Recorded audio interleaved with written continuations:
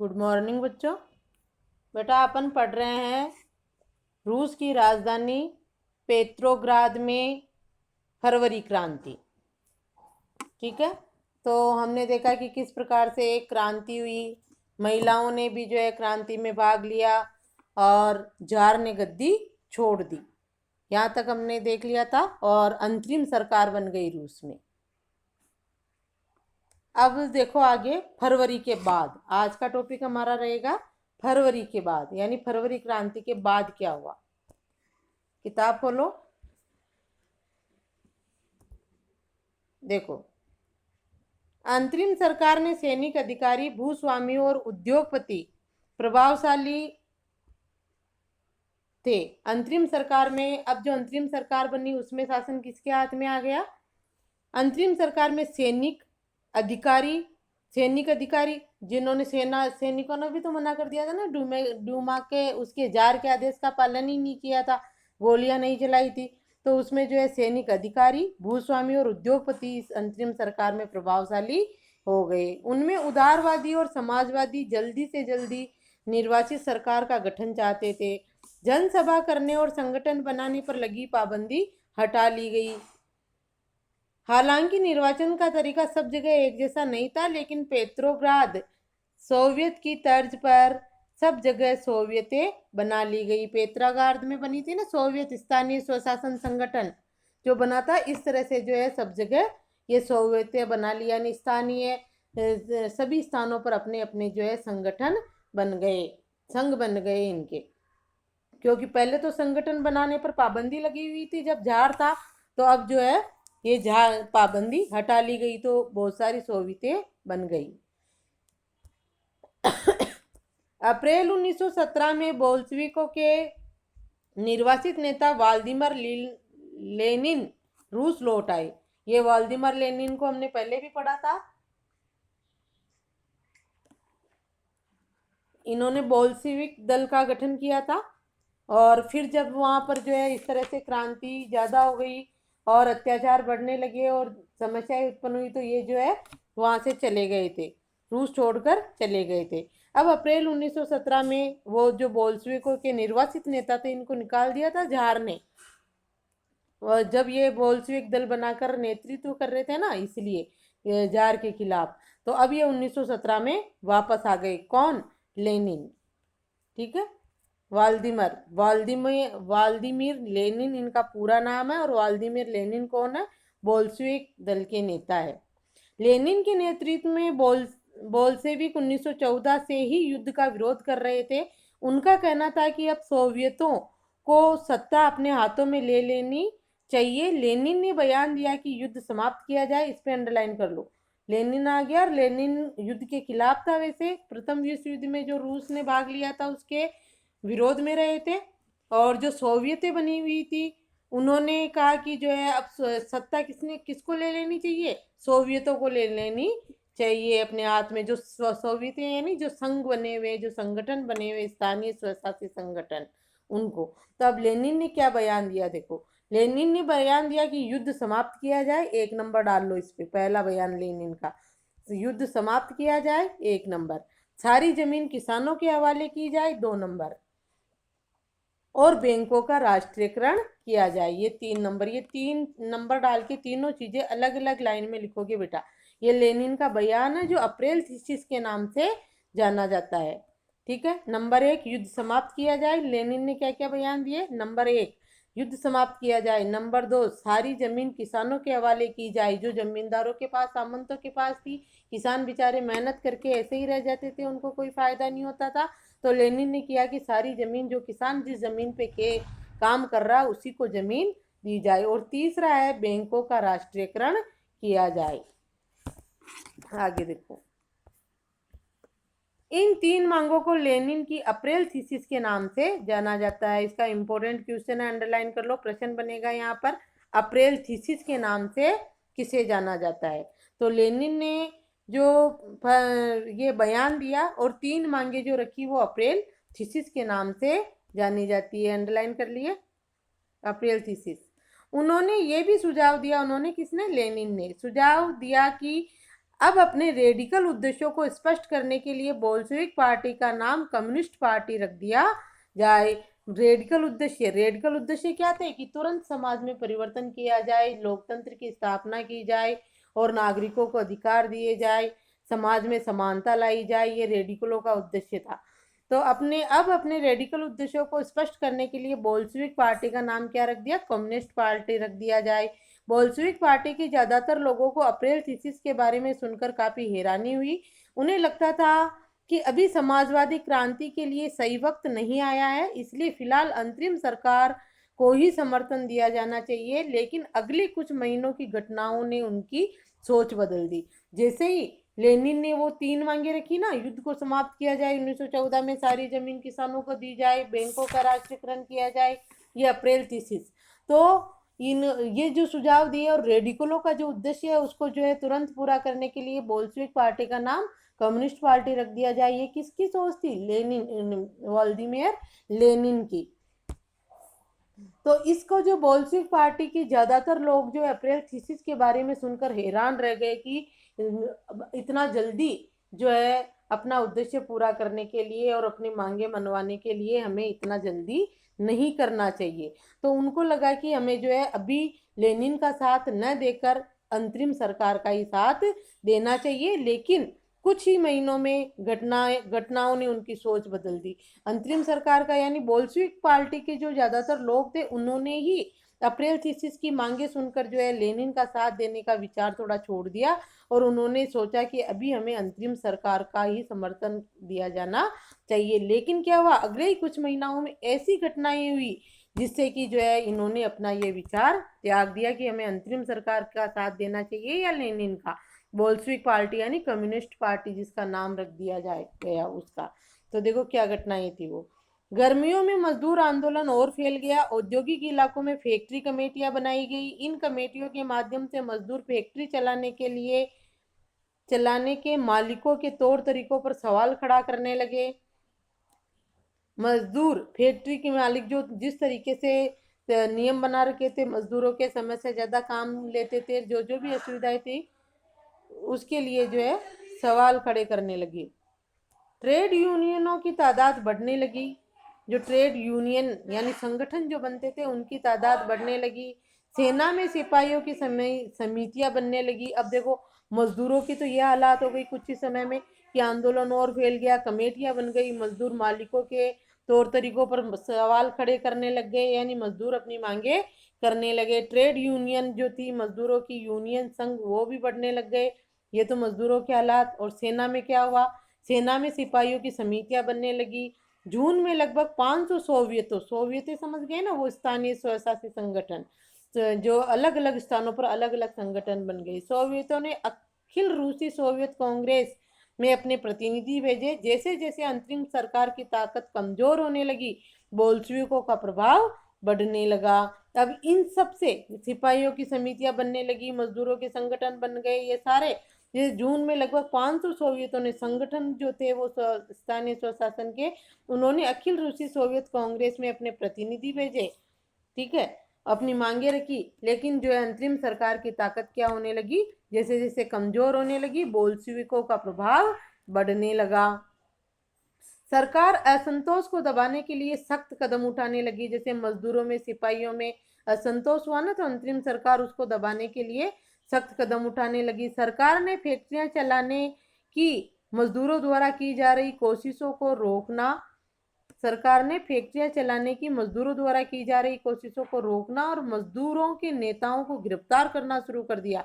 जो मजदूरों का नेतृत्व कर रहे थे ना, उनको गिरफ्तार करना शुरू कर दिया। जुलाई 1917 में बोल्शेविकों द्वारा आयोजित किए गए विशाल प्रदर्शनों का भारी दमन किया गया। बहुत सारे बोल्शेविक नेताओं को छिपना या भागना पड़ा। अब देखो, अब ऊपर पड़ा था ना अपन ने कि जो ये अप्रैल थी, लेनिन ने जो 3 मांगे रखी थी उससे बोल्शेविक पार्टी के ज्यादातर लोग ही सुनकर हैरान रह गए और उन्हें लगा कि अभी जो है समाजवादी क्रांति का सही वक्त नहीं आया है।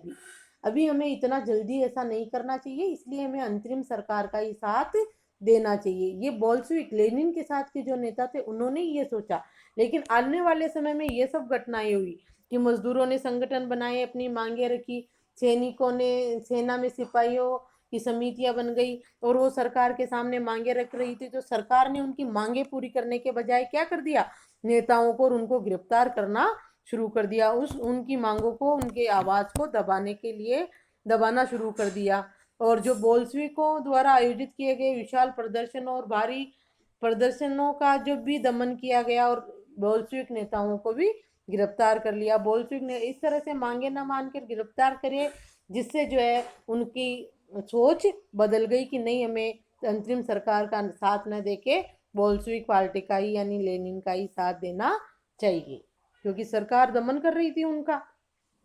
गांवों में किसान और उनके समाजवादी क्रांतिकारी नेता भूमि पुनर्वितरण के लिए दबाव डालने लगे। वही भूमि पुनर्वितरण अप्रैल 30 में मांग थी ना कि किसानों को भूमि दे दी जाए, तो वो जो है गांव में किसान और समाजवादी क्रांतिकारी नेता थे। भूमि पुनर्वितरण, जो भूमि जमींदारों के, सामंतों के, उनके पास थी, उस भूमि को जो है किसानों में बांट दिया जाए, उसका पुनर्वितरण किया जाए, इसके लिए दबाव डालने लगे गांव के किसान और समाजवादी क्रांतिकारी नेता।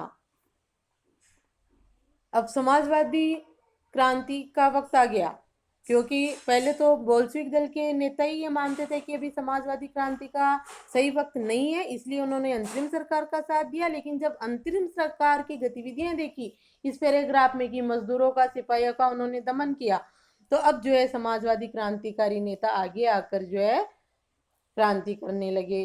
इस काम के लिए भूमि समितियां बनाई गई थी। क्रांतिकारियों से प्रेरणा और प्रोत्साहन लेते हुए जुलाई से सितंबर के बीच किसानों ने बहुत सारी जमीन पर कब्जा कर लिया। समाजवादी जो क्रांतिकारी नेता थे उनसे प्रेरणा लेते हुए किसानों ने जो है बहुत सारी जमीन पर अपना कब्जा कर लिया। यानी अप्रैल 30 की जो बात थी कि जो है जमीन किसानों को दी जाए, वो दी जाने लगी।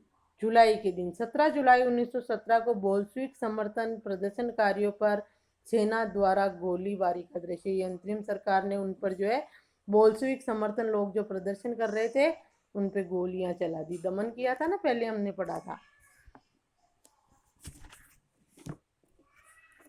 ये देखो, और इस चित्र में देखो, ये लेनिन, ये है लेनिन जो इनको प्रोत्साहित कर रहा है ना। अप्रैल 1917 में मजदूरों को संबोधित करते लेनिन की एक बोल्शेविक छवि, ये लेनिन है और ये लोगों को प्रोत्साहित कर रहा है अपने भाषण द्वारा।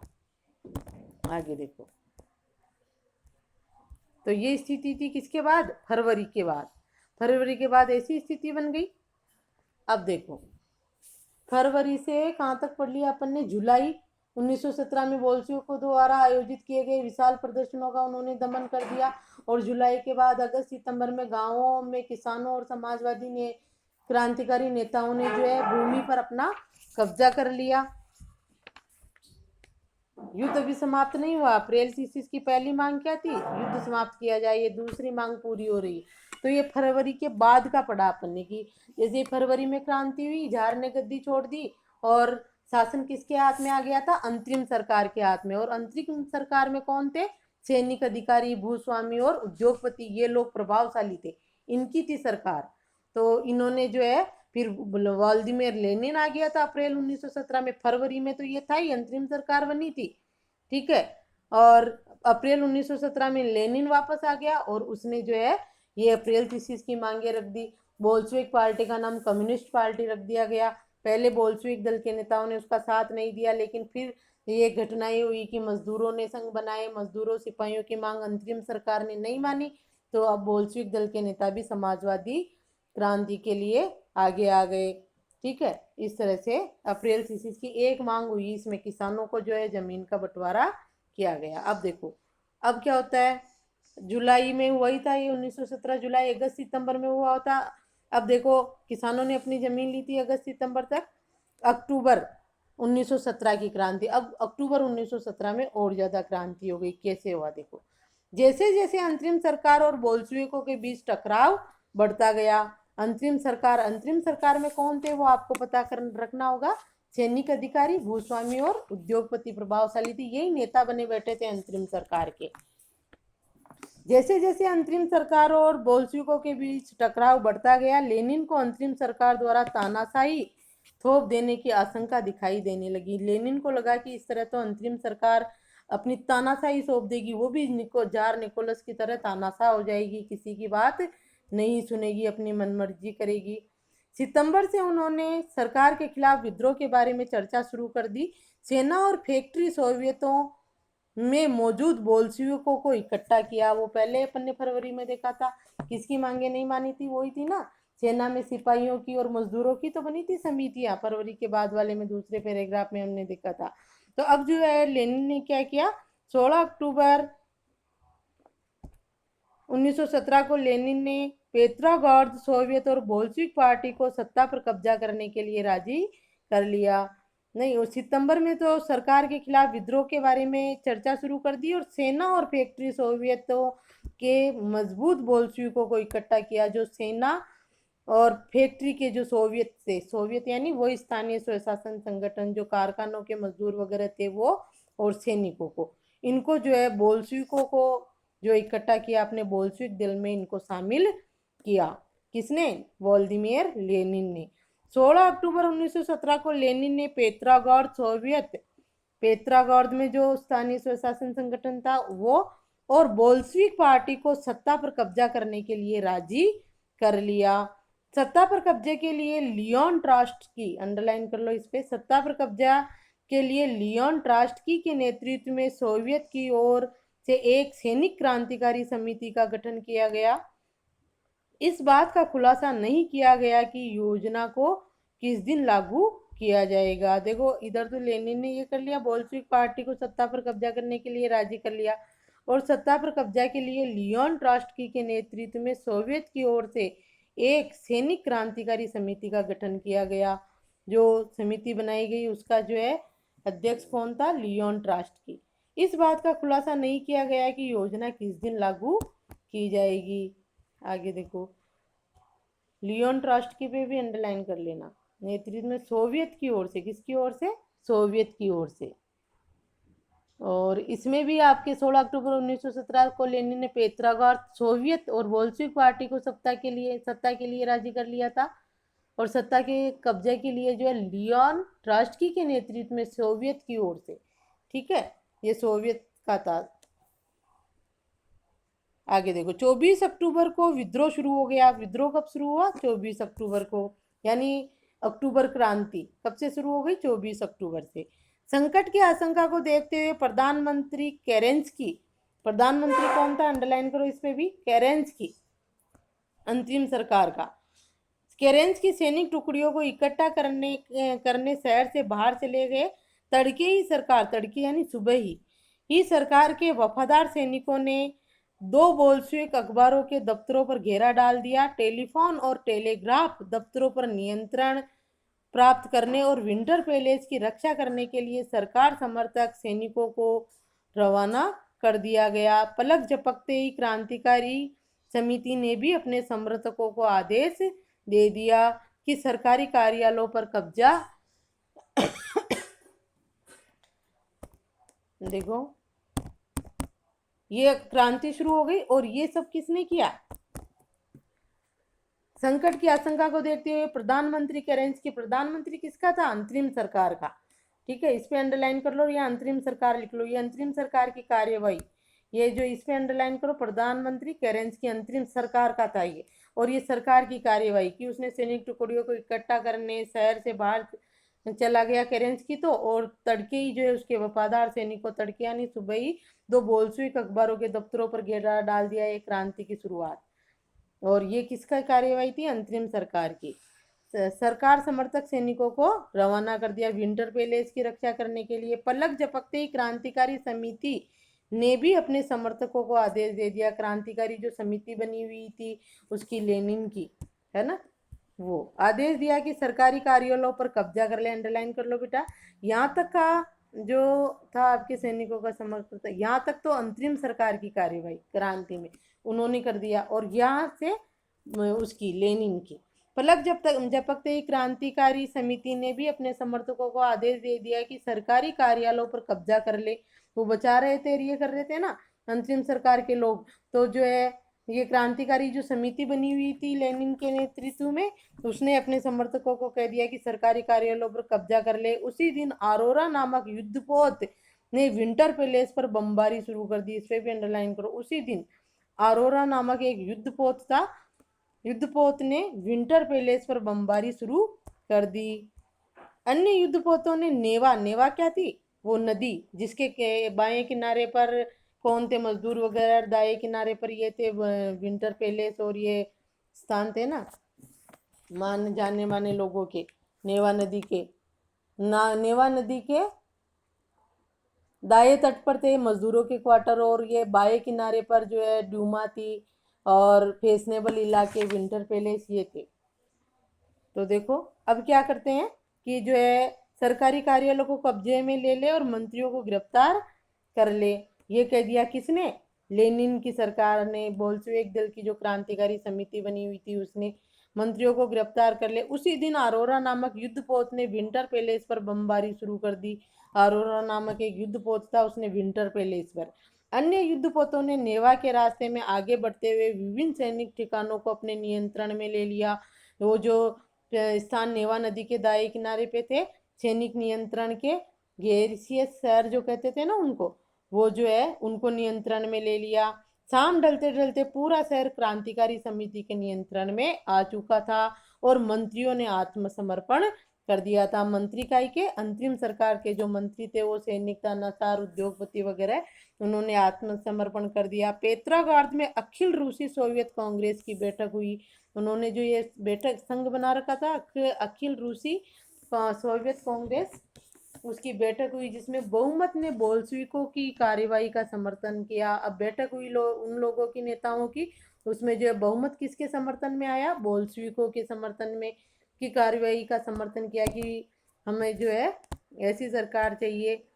अन्य शहरों में भी बगावतें होने लगी। दोनों तरफ से जमकर गोलाबारी हुई। खास तौर से मास्को जो अभी रूस की राजधानी है, मास्को में लेनिन दिसंबर तक मास्को पेट्रोग्राद इलाके पर बोल्शेविकों का नियंत्रण स्थापित हो चुका था। दोनों तरफ से जो है गोलाबारी हुई, अंतरिम सरकार की तरफ से और बोल्शेविक दल की तरफ से, लेकिन दिसंबर तक मास्को पेट्रोग्राद इलाके पर बोल्शेविकों का नियंत्रण स्थापित हो चुका था। ठीक है, ये हो गई आपके अक्टूबर क्रांति। अब इसमें आपको ये होमवर्क करना है बेटा। रूसी क्रांति की तारीख देखो, बॉक्स 2 है ये। रूस में 1 फरवरी 1918 तक जूलियन कैलेंडर का अनुसरण किया जाता था। इसके बाद रूसी सरकार ने ग्रेगोरियन कैलेंडर अपना लिया जिसका अब सब जगह इस्तेमाल किया जाता है। ग्रेगोरियन कैलेंडर जूलियन कैलेंडर से 13 दिन आगे चलता है। इसका मतलब है कि हमारे कैलेंडर के हिसाब से फरवरी क्रांति 12 मार्च को और अक्टूबर क्रांति 7 नवंबर को हुई थी। अभी हमारे कैलेंडर के अनुसार ये फरवरी और अक्टूबर में है और उनके कैलेंडर के अनुसार ये मार्च और नवंबर में। ये नहीं करना है वैसे आपको ये होमवर्क करना है। कुछ महत्वपूर्ण तिथियां, यह आपका होमवर्क रहेगा आज का। ठीक है, कुछ महत्वपूर्ण तिथियां जैसे 1850 से 1880 तक क्या था, रूस में समाजवाद पर बहस ही हो रही थी 1850 से 1880 तक। यूरोप में समाजवाद की बात है ना। और 1898 में Russian social democratic works party की स्थापना हुई। ये सारे प्रश्न है जो आपको याद भी करने हैं कि प्रश्न बनेगा Russian social democratic works party की स्थापना कब हुई, 1898 में। 1905 खूनी रविवार की घटना, तो उस दिन जो है रविवार था इसलिए उसको खूनी रविवार कहा गया। 1905 की क्रांति हुई थी उसमें रूस में, ये हमने पढ़ लिया था, खूनी रविवार की घटना पढ़ी थी ना आपने 1905 वाली क्रांति में।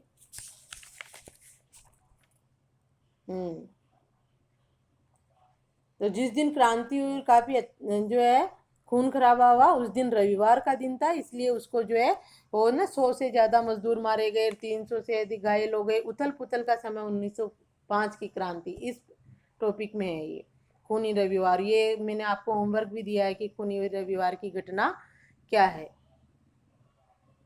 देखो आगे। तो ये आपको याद करनी है, खूनी रविवार की घटना और 1905 की क्रांति में हुई थी ये घटना। और क्या है ये घटना, ये देखोगे आप। पादरी ग्योपान के नेतृत्व में मजदूरों का एक जुलूस विंटर पैलेस पर गया था, जार के महल पर। पहुंचा, लेकिन पुलिस और कॉसेक ने मजदूरों पर हमला कर दिया। वहां पर जो है मजदूरों पर पुलिस ने हमला कर दिया, उसमें 100 से ज्यादा मजदूर मारे गए और 300 से अधिक घायल हो गए। इतिहास में इस घटना को खूनी रविवार के नाम से याद किया जाता है। और 1905 की क्रांति की शुरुआत इसी घटना से हुई। उसके बाद जो है क्रांति ज्यादा बढ़ गई, जगह जगह हड़तालें होने लगी। तो ये खूनी रविवार की घटना क्या है, या आप जो है अच्छे से याद करोगे। मिलेगी कहाँ, उथल पुथल का समय 1905 की क्रांति में, आपको अभी मैंने पढ़ के भी बताया है। 1917 देखो, 2 मार्च जार द्वारा पद त्याग। 1917 में क्या क्या घटनाएं हुई। 2 मार्च 1917 को जार ने गद्दी छोड़ दी और 24 अक्टूबर को पेत्रागोर्द में बोल्शेविक विद्रोह हो गया। अभी पढ़ा अपन ने ये तो 24 अक्टूबर को जो है कैसे विद्रोह हुआ। 1918 से 20 तक गृह युद्ध चला। 1919 में कामेर्टन का गठन हुआ। 1929 में सामूहिकरण की शुरुआत। और ये नए शब्द मैंने आपको दे रखे हैं जो आपको लिखने हैं, सारे नए शब्द एक साथ ही लिख लेना पूरी किताब के। और आज का होमवर्क रहेगा आपका ये कुछ महत्वपूर्ण तिथियां, ये आपको SW करना है। और ये घटनाएं जो भी है इनका डेट सन जो भी है ये भी याद करना है, और ये क्या घटना है इनका वर्णन भी याद करना है। ठीक है।